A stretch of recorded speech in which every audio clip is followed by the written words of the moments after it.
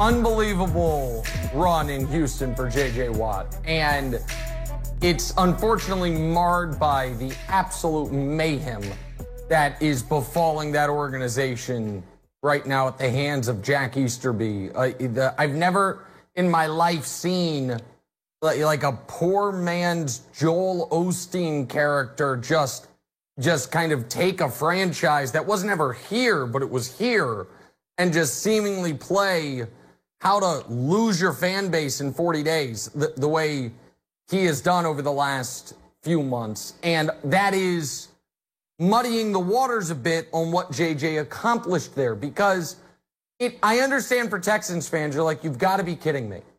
JJ Watt lived through Matt Schaub, who was fine, and then Brock Osweiler, Tom Savage, Brandon Weeden, Ryan Mallett, TJ Yates.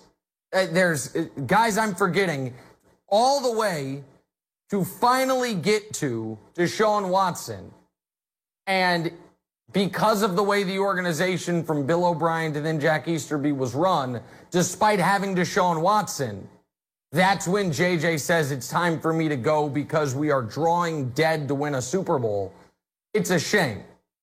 And I understand some folks are going to say, well, Deshaun asks out, they won't trade him. JJ asks out, they immediately release him. It's not quite as simple as that. JJ had a $17.5 million cap hit. He's not a $17.5 million player anymore. Could they have gotten some trade compensation for him? Probably, assuming he was willing to redo his deal, because there's no guaranteed money left on it anyway. But them releasing him rather than trading him to his preferred destination for a conditional sixth isn't the story today. What should be the story today, though, and I feel like this is forgotten, and this is something I got a front row seat to, because I got to Houston in 2012, and I left before the 2016 season started. So I saw JJ play 2012, 13, 14, 15 in person. And that 4-year run is as good as any 4-year run any defensive player has ever had. Keep in mind, he was playing not 4-3 defensive end, 3-4 defensive end. So most of the time, he was taking on a double team. Yet, despite that, he led all the NFL in sacks by a massive margin. Led the entire NFL in quarterback hits by almost a factor of 2. Led the entire NFL in tackles for loss by almost a factor of 2, and led all defensive linemen in pass deflections by almost a factor of 2. He was almost twice as good as the next best guy. Leave that up for a moment. I'm going to do some math on the fly. Sacks plus tackles for loss plus pass deflections. 69 plus 1. So we're at 229 negative plays, either via pass deflection, tackle in the backfield, on the quarterback, or on the running back. 229 over a 4-year stretch. That's, what's that, 4 a game? It's impossible production from a position that, aside from Reggie White, had never seen production like that. That alone, if he retired after 2015, and since 2015, he's only had one truly great season. He had a 16-sack season since then, but injuries have changed who he is. But that alone is Hall of Fame caliber. The way folks right now talk about Aaron Donald is what J.J. Watt was, and I would argue Watt's 4-year run is actually better than the 4-year run Donald is on right now. He is the second greatest 3-4 defensive end ever. Maybe third. Reggie White, Bruce Smith, depending on how you want to call them, and J.J. Watt. And that run was as good as any defensive player at any position has ever had over 4 years. Where's he going to go? Well, betting odds say either with his brothers in Pittsburgh or back in Green Bay in Wisconsin, where he went to college. I would say those betting odds are probably right. Here's Alex Curry with the news. No. Turn on the news. This is the Herd Line News.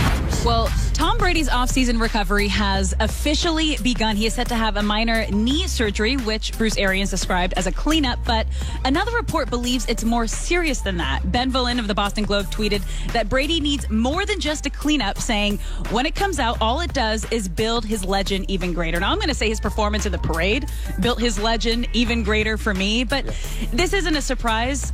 Just because almost every player towards the end of the season is dealing with some sort of injury and playing through an injury, like Patrick Mahomes playing with the turf toe and then getting his surgery 2-3 days after the Super Bowl.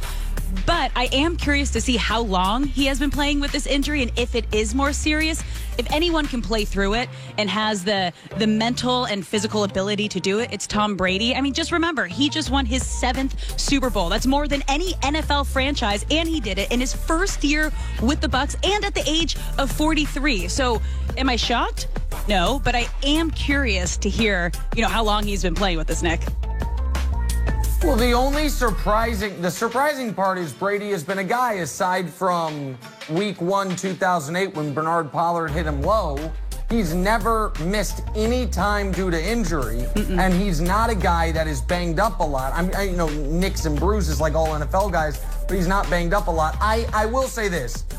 It is not surprising that the report that says it's actually worse than you think and it's going to add to his legend. You said it came from Boston, right? Yeah. The Boston Globe? Oh, okay. So maybe a Brady-friendly story. I'm just saying, I wonder where they got that info. But that makes sense. And you're right. He looked fine on the boat.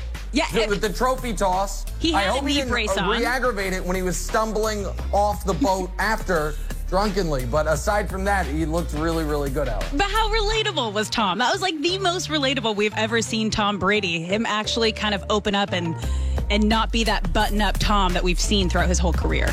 It was pretty cool. That's right. No. It was a great look for him at the parade. Aside from the fact he can't handle his weight. Aside from that. What else we got? Who doesn't drink? All right. Well, Baker Mayfield took a big step up in his 3rd NFL season, leading the Browns to their first playoff victory in 26 years. He is eligible for a contract extension, and he reportedly could get a huge payday. One NFL writer predicts that Cleveland will make Baker one of the highest paid players in the league this offseason. Now, I will say Baker did an incredible job this year, and you have to consider the fact that in 3 years, he has had 4 different head coaches, and especially this year, getting the Browns to their first playoff appearance in 18 years and beating the Steelers back-to-back to get their first playoff victory in 26 years. And they did that without their head coach and not being able to practice the whole week leading up due to COVID. So Baker is always, I think, trying to prove the haters wrong, and I've been a Baker fan from the start. I've wanted to see him succeed, and he kind of finally got that recognition this year. Should he be the highest paid quarterback, highest player in the league? Probably not, but if he can get it, go get your money. Go get it. Well, listen, I'd be happy for Baker. And you and I are similar. We both have been Baker fans. Colin obviously is a very prominent Baker skeptic and has he goes been. On and off. Here is the thing, and we're going to talk more about this later. There's 3 quarterbacks from Baker's draft class that are going to be up for massive extensions. Josh Allen, Lamar Jackson, Baker Mayfield. I think all of those, and I love Baker.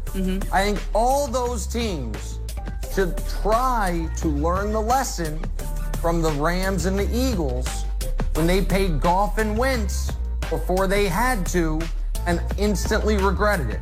I'm not saying that is how the Ravens, Browns, or Bills would feel, but there is no rule that says you have to pay a quarterback after 3 years. That is just something teams have started doing. So we can spend more time on this. I'd be more comfortable. I know people are going to get mad. I'd be more comfortable paying Baker than Josh Allen. But I don't know that I'd be in a rush to pay either. So we can discuss this more later. If he gets his money, I'll be happy for him because I like the guy personally. Same. But I might pump the brakes on paying any of those guys just yet, Alex. Okay, interesting. Well, moving on.